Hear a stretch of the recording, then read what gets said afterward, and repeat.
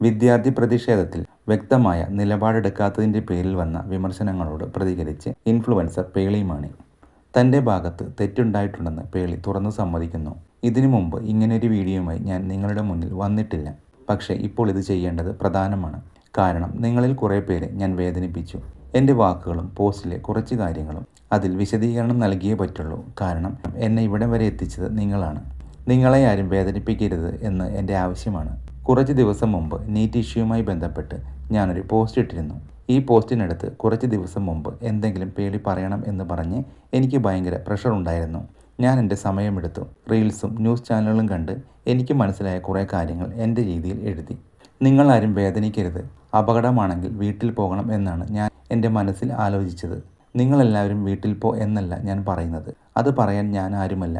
എനിക്ക് ഫീൽ ചെയ്ത കാര്യമാണ് ഞാനിവിടെ എഴുതുന്നത്. കുറച്ചു നേരം കഴിഞ്ഞപ്പോൾ ഞാൻ സ്വപ്നത്തിൽ പോലും ചിന്തിക്കാത്ത വ്യാഖ്യാനങ്ങൾ പോസ്റ്റിന് താഴെ കമൻറ്റുകളായി വരാൻ തുടങ്ങി. കുറേ പേർ എനിക്ക് DM ചെയ്തു.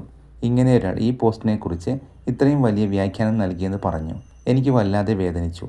ഞാൻ ഭയങ്കരമായി വിഷമിച്ചു. ഞാൻ എഴുതാത്ത കാര്യം എങ്ങനെയാണ് ഇത്രയും മോശമായ രീതിയിൽ വ്യാഖ്യാനിക്കുക? എൻ്റെ ഏറ്റവും വേദനിപ്പിച്ച വരി സ്വാതന്ത്ര്യ സമര സേനാനികളുടെ കല്ലറയിൽ ഞാൻ തുപ്പുന്നത് പോലെയാണ് എന്ന് പറഞ്ഞതാണ്. എനിക്കത് ഭയങ്കര ഹർട്ടായി. ഞാൻ മനസ്സിൽ തട്ടി എഴുതിയതാണ്. പ്രതികരിക്കേണ്ട വിട്ടുകള എന്ന് വിചാരിച്ചു. രാത്രി 11 മണിയായപ്പോഴേക്കും എനിക്ക് പറ്റുന്നില്ല. ദേഷ്യം വരാൻ തുടങ്ങി. ഞാൻ സ്റ്റോറി ഇട്ടു. അത് ഞാൻ ഡിലീറ്റ് ചെയ്തു. ഈ പോസ്റ്റിട്ടയാളെ ഞാൻ പരാജയപ്പെട്ട ഫിലിം മേക്കർ എന്ന് വിളിച്ചു. അത് വളരെ വലിയ തെറ്റാണ്. അദ്ദേഹത്തോട് ഈ അവസരത്തിൽ ഞാൻ മാപ്പ് ചോദിക്കുന്നു എന്നും പേളി മാണി പറയുന്നു. പരാജയപ്പെട്ട ഫിലിം മേക്കർ എന്ന് വിളിച്ചത് പോസ്റ്റ് എഴുതിയ ആളെയാണ്. എന്നാൽ അദ്ദേഹത്തിൻ്റെ അച്ഛൻ സിബി മലയിലിനെയാണെന്ന് തെറ്റായി വ്യാഖ്യാനിച്ചെന്നും പേളി മാണി വ്യക്തമാക്കി.